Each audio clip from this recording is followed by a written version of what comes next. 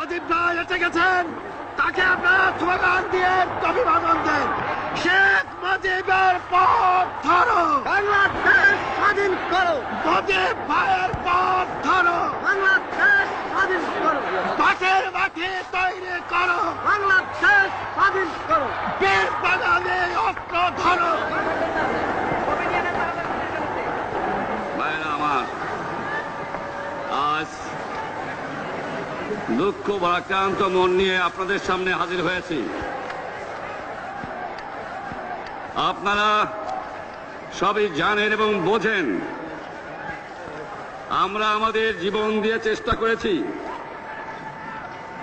কিন্তু দুঃখের বিষয় আজ ঢাকা, চট্টগ্রাম, খুলনা, রাজশাহী, রংপুরে আমার ভাইয়ের রক্তে রাজপথ রঞ্জিত হয়েছে। আজ বাংলার মানুষ মুক্তি চায়, বাংলার মানুষ বাঁচতে চায়, বাংলার মানুষ তারা আজ তার অধিকার চায়। কি অন্যায় করেছিলাম নির্বাচনের পরে বাংলাদেশের মানুষ সম্পূর্ণভাবে আমাকে আওয়ামী লীগকে ভোট দেন। আমাদের ন্যাশনাল অ্যাসেম্বলি বসবে, আমরা সেখানে শাসনতন্ত্র তৈরি করব এবং এই দেশকে আমরা গড়ে তুলব। এদেশের মানুষ অর্থনৈতিক, রাজনৈতিক, সাংস্কৃতিক মুক্তি পাবে। কিন্তু দুঃখের বিষয়, আজ দুঃখের সঙ্গে বলতে হয় 23 বছরের করুণ ইতিহাস, বাংলার অত্যাচারের, বাংলার মানুষের রক্তের ইতিহাস, 23 বছরের ইতিহাস, মুমূর্ষ নরনারীর আত্মনাদের ইতিহাস, বাংলার ইতিহাস, এদেশের মানুষের রক্ত দিয়ে রাজপথ রঞ্জিত করার ইতিহাস। 1952 সালে রক্ত দিয়েছি, 1954 সালে নির্বাচনে জয়লাভ করেও আমরা গদিতে বসতে পারি নাই। 1958 সালে আইয়ুব খান মার্শাল ল জারি করে 10 বছর পর্যন্ত আমাদের গোলাম করে রেখেছে। 1967 সালে 6 দফার আন্দোলনে 7ই জুনে আমার ছেলেদের গুলি করে হত্যা করা হয়েছে। 1969 সালে আন্দোলনে আইয়ুব খানের পতন হওয়ার পরে যখন ইয়াহিয়া খান সাহেব সরকার নিলেন, তিনি বললেন দেশে শাসনতন্ত্র দেবেন, গণতন্ত্র দেবেন, আমরা মেনে নিলাম। তারপরে অনেক ইতিহাস হয়ে গেল, নির্বাচন হলো। আপনারা জানেন দোষ কি আমাদের? আজকে আমি প্রেসিডেন্ট ইয়াহিয়া খান সাহেবের সঙ্গে দেখা করেছি, আপনারা জানেন, আলাপ আলোচনা করেছি। আমি শুধু বাংলার নয়, পাকিস্তানের মেজরিটি পার্টির নেতা হিসাবে তাকে অনুরোধ করলাম 15 ফেব্রুয়ারি তারিখে আপনি জাতীয় পরিষদে অধিবেশন দেন। তিনি আমার কথা রাখলেন না, তিনি রাখলেন ভুট্টো সাহেবের কথা। তিনি বললেন প্রথম সপ্তাহের মাসে হবে, তিনি মানে নিলেন। আমরা বললাম ঠিক আছে, আমরা অ্যাসেম্বলিতে বসবো, আমরা আলোচনা করব। আমি বললাম বক্তৃতার মধ্যে, অ্যাসেম্বলির মধ্যে আলোচনা করব। এমনকি আমি এ পর্যন্ত বললাম যদি কেউ ন্যায্য কথা বলে, আমরা সংখ্যায় বেশি হলেও একজন যদিও সে হয়, তার ন্যায্য কথা আমরা মেনে নেব। যারা ভুট্টো সাহেব এখানে এসেছিলেন, আলোচনা করলেন, বলে গেলেন যে আলোচনার দরজা বন্ধ না, আরো আলোচনা হবে।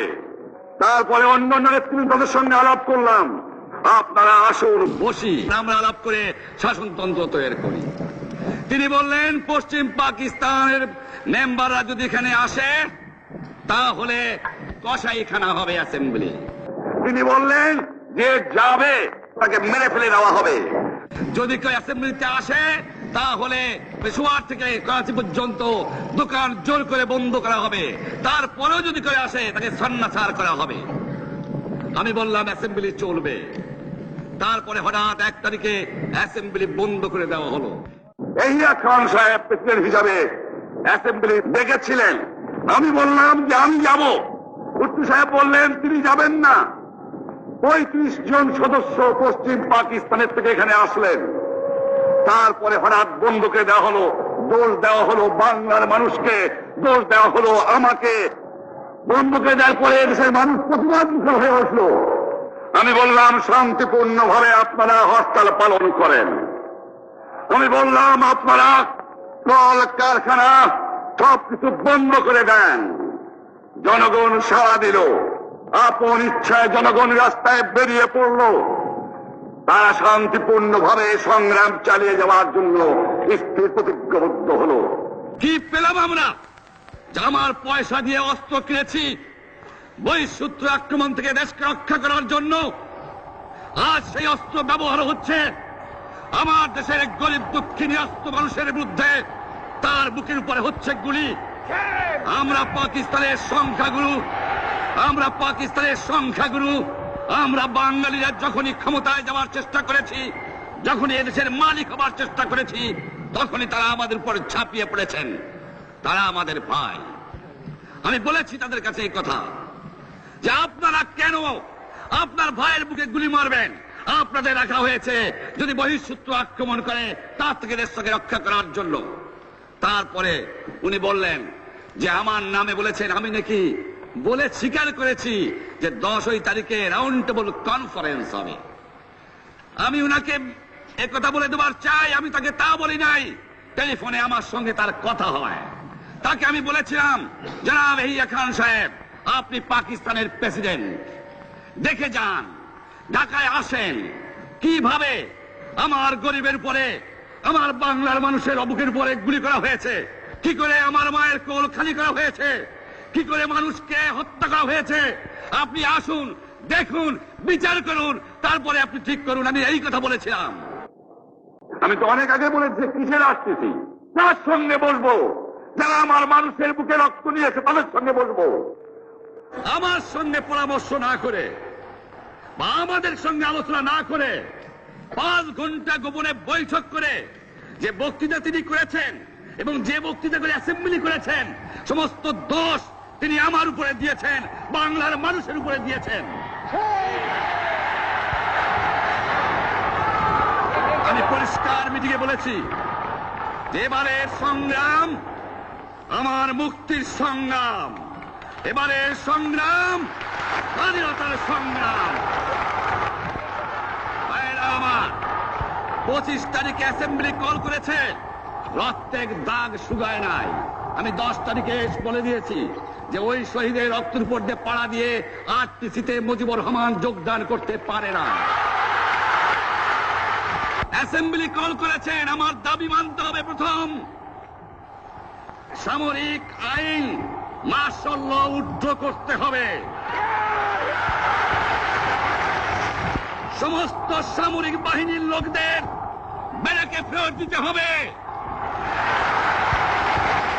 যেভাবে হত্যা করা হয়েছে তার তদন্ত করতে হবে। আর জনগণের প্রতিনিধির কাছে ক্ষমতা হস্তান্তর করতে হবে। তারপরে বিবেচনা করে দেখব আমরা অ্যাসেম্বলিতে বসতে পারবো কি পারবো না। এর পূর্বে অ্যাসেম্বলিতে বসার, আমরা অ্যাসেম্বলিতে বসতে আমরা পারি না। জনগণ সে অধিকার আমাকে দেয় নাই। ভাইয়েরা আমার, তোমরা আমার উপর বিশ্বাস আছে? আমি প্রধানমন্ত্রিত্ব চাই না, আমরা দেশের মানুষের অধিকার চাই।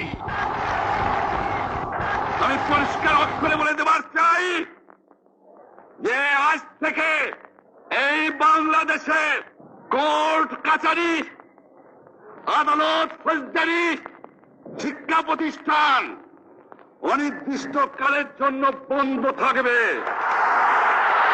গরিবের যাতে কষ্ট না হয়, যাতে আমার মানুষ কষ্ট না করে, সেই জন্য সমস্ত অন্যান্য জিনিসগুলো আছে সেগুলোর হরতাল কাল থেকে চলবে না। রিক্সা ঘোড়াগাড়ি চলবে, রেল চলবে, লঞ্চ চলবে।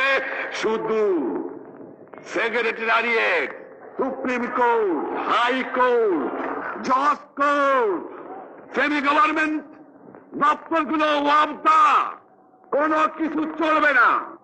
28 তারিখে কর্মচারীরা যে বেতন নিয়ে আসবেন, এরপরে যদি বেতন দেওয়া না হয়, আর যদি একটা গুলি চলে, আর যদি আমার লোকের উপর হত্যা করা হয়, তোমাদের উপর কাছে আমার অনুরোধ রইল, প্রত্যেক ঘরে ঘরে দুর্গ করে তোলো। তোমাদের যা কিছু আছে তাই নিয়ে শত্রুর মোকাবেলা করতে হবে, এবং জীবনের তরে রাস্তাঘাট যা যা আছে সবকিছু আমি যদি হুকুম দেবার নাও পারি, তোমরা বন্ধ করে দেবে। আমরা ভাতে মারবো, আমরা পানিতে মারবো।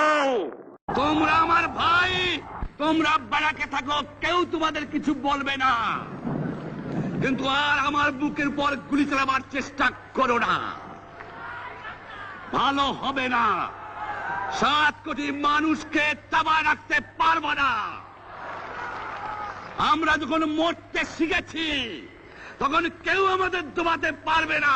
আর যে সমস্ত লোক শহীদ হয়েছে, আঘাতপ্রাপ্ত হয়েছে, আমরা আওয়ামী লীগের থেকে যতদূর পারি তাদের সাহায্য করতে চেষ্টা করব। যারা পারেন আমার রিলিফ কমিটি সামান্য টাকা পয়সা পৌঁছিয়ে দেবেন। আর এই 7 দিন হরতালে যে সমস্ত শ্রমিক ভাইরা যোগদান করেছেন, প্রত্যেকটা শিল্পের মালিক তাদের বেতন পৌঁছায় দেবেন। সরকারি কর্মচারীদের বলি, আমি যা বলি তা মানতে হবে। যে পর্যন্ত আমার এই দেশের মুক্তি না হবে, খাজনা ট্যাক্স বন্ধ করে দেওয়া হলো, কেউ দেবে না। মনে রাখবেন, শত্রু বাহিনী ঢুকেছে, নিজেদের মধ্যে আত্মকলহ সৃষ্টি করবে, লুটতরাজ করবে। এই বাংলায় হিন্দু মুসলমান, বাঙালি নন বাঙালি যারা আছে তারা আমাদের ভাই, তাদের রক্ষার দায়িত্ব আপনাদের উপরে, আমাদের জন্য বদনাম না হয়।